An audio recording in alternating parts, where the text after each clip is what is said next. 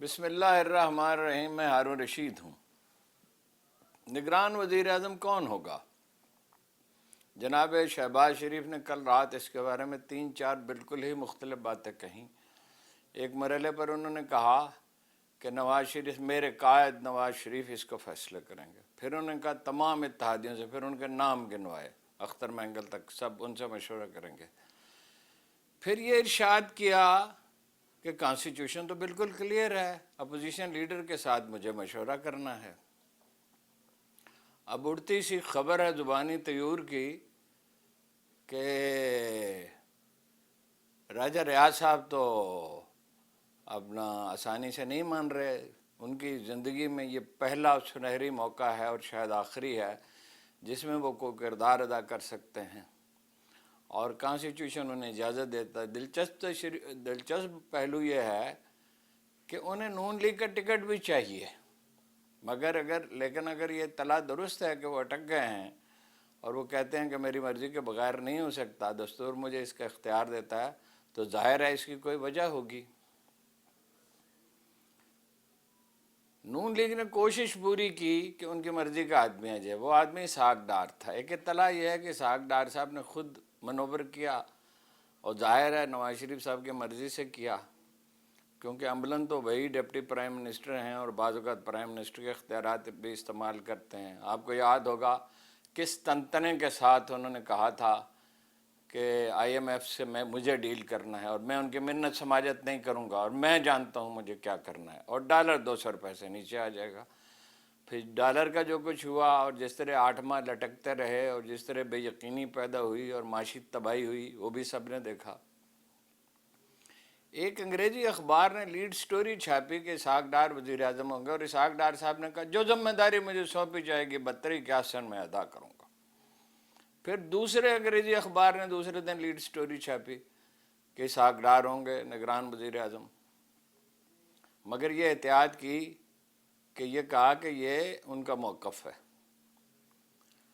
تو کیا چاہتی ہے نون لیگ؟ نون لیگ یہ چاہتی ہے کہ ان کا مہرہ موجود ہو۔ اب سپیرٹ یہ ہے نگران حکومت کی کہ وہ غیر جانبدار ہو اور الیکشن کرائے، فیئر اینڈ فری شفاف الیکشن۔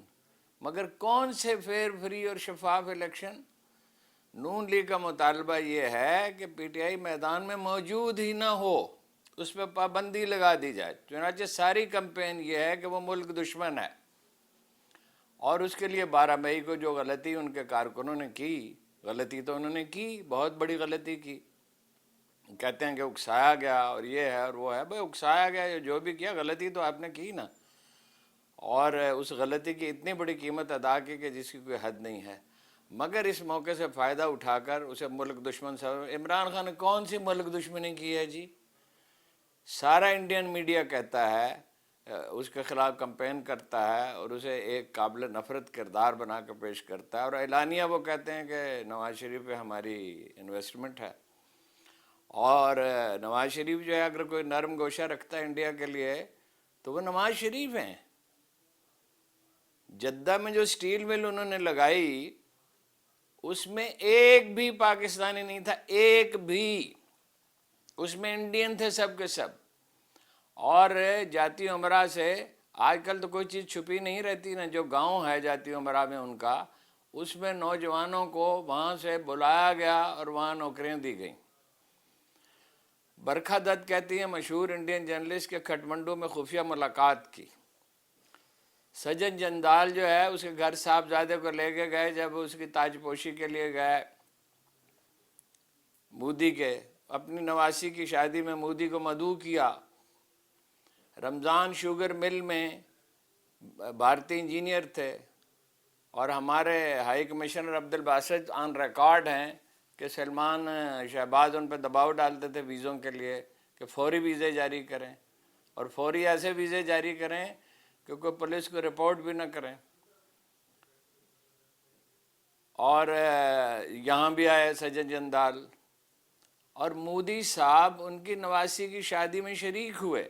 اگر عمران خان نے ایسی کوئی حرکت کی ہوتی ہے، اپنی کسی خاندانی تقریب میں بلایا ہوتا، تو آپ اندازہ کریں کہ کتنا بڑا ہنگامہ برپا ہوتا۔ اور یہی نہیں کہ انہیں بلایا، وہ اتنی آسودگی سے آئے، اتنے کمفرٹیبل تھے، کوئی حفاظتی انتظامات نہیں، کہ خود کہتے ہیں مودی صاحب کہ ایسا نہیں ہوتا کہ اچانک کابل ٹیلی فون کیا اور وہاں سے میں آ گیا، اور کبھی دوسرے ملک میں ایسا نہیں ہوتا۔ جو پاکستان انڈیا کے تعلقات ہیں ان کی نوعیت واضح ہے کہ بھئی وہ اپنا ہیلی کاپٹر نہ ہو اور اپنے حفاظتی انتظامات نہ ہو، وہ اپنا نواز شریف صاحب کے یعنی سرکاری ہیلی کاپٹر میں بیٹھ کے ان کے گھر تشریف لے گئے، اور راجستھانی پگڑیاں پہن کے وہ کھڑے ہوئے، اس کی تصویریں موجود ہیں۔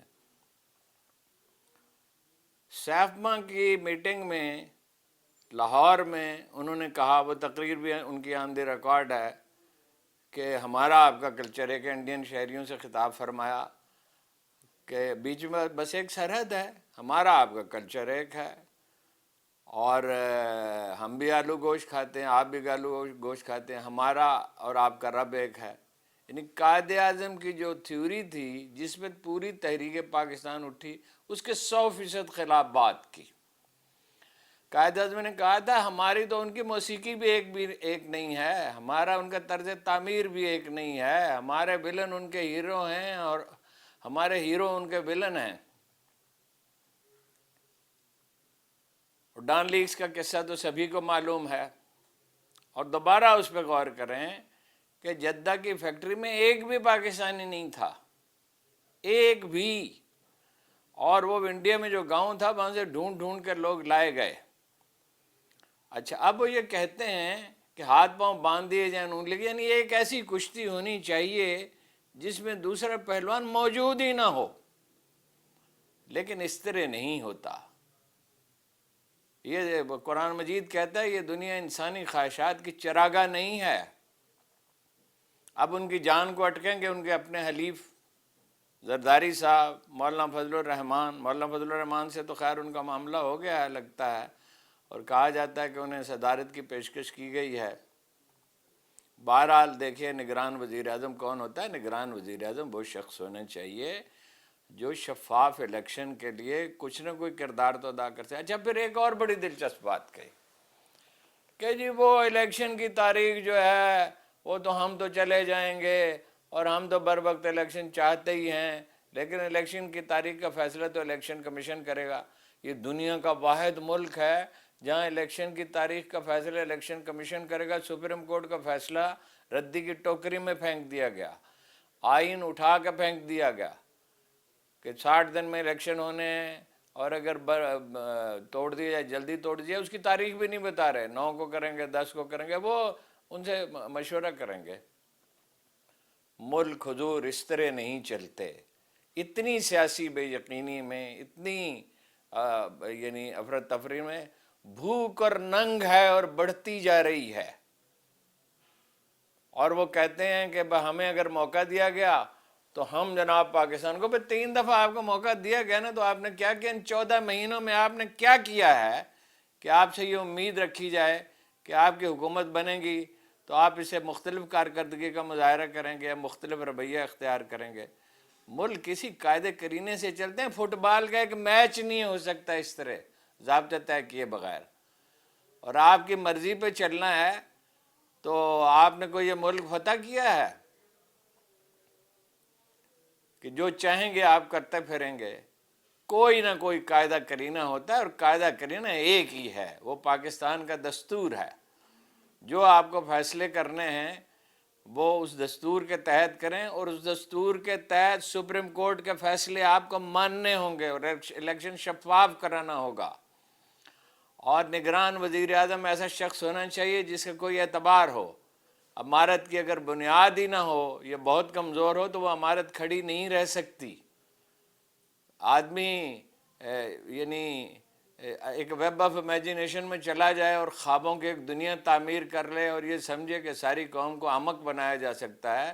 اس طرح کے جو لیڈر ہوتے ہیں وہ خاک چاٹتے ہیں، اور کئی دفعہ آپ چاٹ چکے ہیں، اور یہ آپ کے لیے آخری موقع ہے۔ اس موقع پہ اگر آپ نے یہی شعبدہ بازی جاری رکھی، آپ کے پاس بیچنے کے لیے کیا ہے عمران خان کے ملک دشمنی کے مفروضے کے علاوہ؟ عمران خان تو جیل میں تھا، اس دن اندر تھا پڑا ہوا، وہ کیسے مینیج کر سکتا تھا؟ غلطی انہوں نے کی، بڑی بھیانک غلطی کی۔ اور خان صاحب کی بڑی غلطی تو یہ ہے کہ ایک وقت میں 13 ہاتھ کھولے رکھتے ہیں، نابک نے تیرے سید نہ چھوڑا زمانے میں. ان کی غلطیاں اپنی جگہ اور ان کی غلطیاں اپنی غلطیاں ہیں، اور اس کی سزا بھی بھگت رہے ہیں اور کچھ اور بھی بھگتیں گے. کہ کوئی ایک ڈھنگ کا آدمی نہیں تھا ان کے ارد گرد، سارے لوگ چلے گئے. لیکن یہ بھی ایک حقیقت ہے کہ ووٹ انہی کے ہیں. اور جو مختلف سروے ہو رہے ہیں، 14 سروے ہوئے ہیں، جس میں کم از کم ووٹ ان کے دکھائے گئے ہیں وہ 54% ہیں، اور جس میں زیادہ سے زیادہ ووٹ نواز شریف کے دکھائے گئے ہیں وہ 25% ہیں. تو بڑے کھلاڑی کو آپ نکال دیں گے، دستور کی آپ پرواہ نہیں کریں گے، اور آپ یہ کہیں گے ہر دفعہ کہ ہم اس کو ایشین ٹائیگر بنا دیں گے اور لوگ آپ پہ یقین کر لیں گے. جو لوگ ان پہ یقین کریں گے ایک دن وہ پچھتائیں گے. اور پھر کیا ہوگا جب چڑیاں کھیت چگ گئی ہوں گی؟ یہ کوئی ہوش مندی ہونی چاہیے. قومیں ایک منیمم کم از کم اتفاق رائے میں زندہ رہتی ہیں، کسی دستور پہ عمل کرتی ہیں، کسی عمرانی معاہدے پہ عمل کرتی ہیں. ہر ادارہ اپنے دائرہ کار میں رہتا ہے تو ملک ترقی کرتا ہے. ایک آہنگ پیدا کرنا ہوتا ہے، امن چاہیے ہوتا ہے، استحکام چاہیے ہوتا ہے. اس کے بعد کوئی خوشحالی آتی ہے، کوئی قرار آتا ہے. 13-14 لاکھ آدمی تو ملک سے بھاگ گئے. اب آپ کیا چاہتے ہیں؟ کوئی سارے کوئی کروڑ 2 کروڑ آدمی ملک سے بھاگ کے چلے جائیں، اور چلے ہی جائیں. کوئی تربیت دنیا بھر کو ضرورت ہے ٹرینڈ ورکروں کی، تو جو آپ کی سارا برین ڈرین ہو جائے گا. جو کام کے لوگ ہیں وہ چلے جائیں گے، تربیت آپ کر نہیں رہے لوگوں کی. کوئی خدا کا خوف کریں، کچھ تو خدا کا خوف کریں.